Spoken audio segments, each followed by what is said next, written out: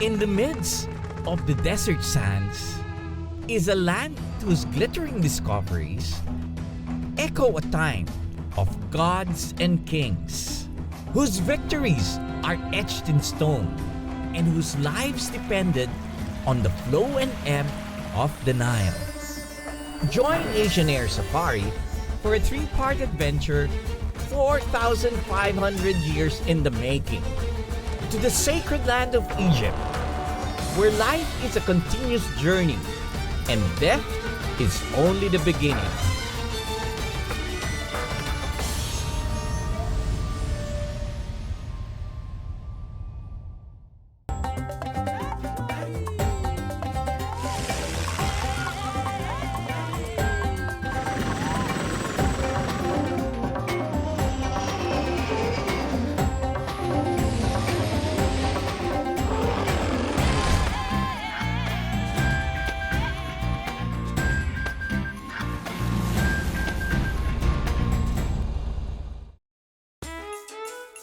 I've first been to Egypt as a young boy, and again as a pilot doing a round-the-world flight. Whatever age you visit Egypt, it will be sure to bring out the explorer in you. This time, I was here to attend an aviation conference in Luxor, but decided to first reacquaint myself with the bustling capital, Cairo. Cairo's streets are a hive of activity, and its road scene is not for the faint of heart. The city has stood here for more than 1,000 years by the banks of the Nile. Throughout history, it has served as the capital of many Egyptian kingdoms. With Egypt's long and rich history, a good place to start would be the Museum of Egyptian Antiquities. I was accompanied by my friend Aziz, an Egyptologist. The museum is a sprawling collection of ancient artifacts that it is said it will take you 9 months to see everything, even if you spent just 1 minute to look at each item. This is not to include the vast number of artifacts hidden away in storage. Aziz walks me through some of the important finds in the museum.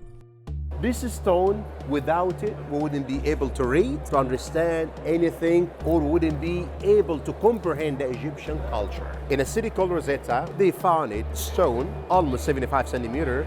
This stone was written, as they believed at the time, 3 different languages. But I'll be honest with you, it was 2 languages, 3 fonts.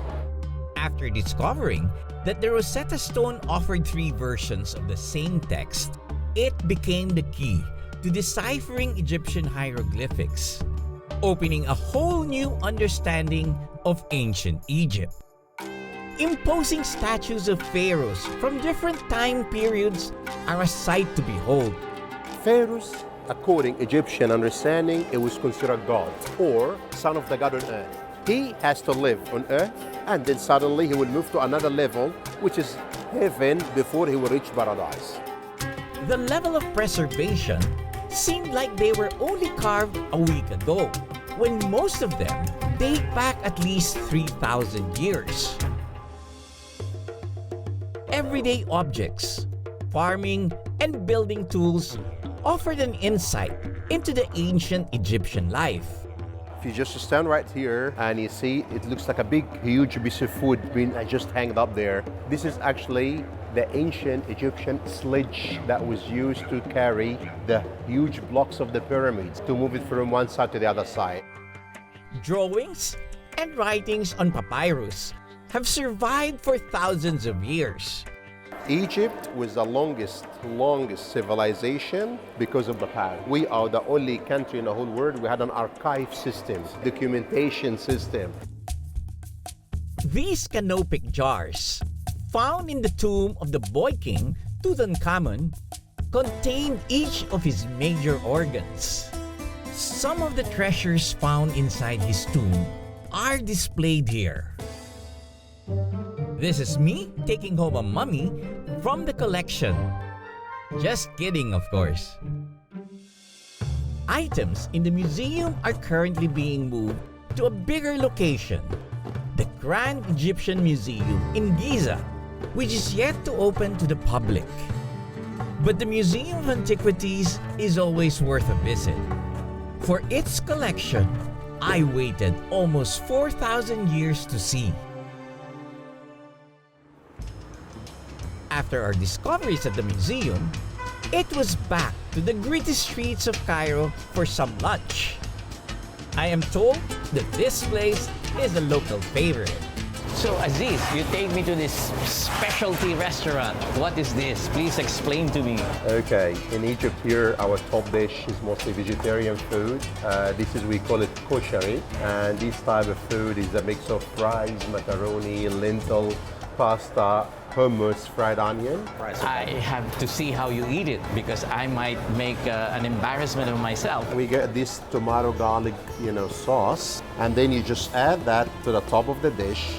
Top of the dish. Yeah, that's it. Whatever you like it very, tomato-ish, taste or not. It's up to your taste. And then you add this vinaigrette. It's a vinegar, water, cumin, lime, and you shake it. And you just add a little bit, to give it that kick. Maybe a little bit more for me. You can add more, yeah. And I bet you like it spicy, am I right? I don't mind spicy. You don't mind spicy, but be careful because this is really, really hot Egyptian chili. And you're just gonna add a few drizzle and you taste it. Exactly like yours. Okay, that's it. And then you mix it up. And that's it. Some people in Egypt here, they love to add a little bit of lime. I think I'd like to do that, yeah. Mix it up all. Mix it up. Because rice, look at it at the bottom, it actually comes as a layer. Okay, everything is here. The seemingly odd combination of different carbs looked over the top, but each bite was bursting with flavors I didn't even know existed. Great. Taste it. Very good. You made it just the right combination, actually.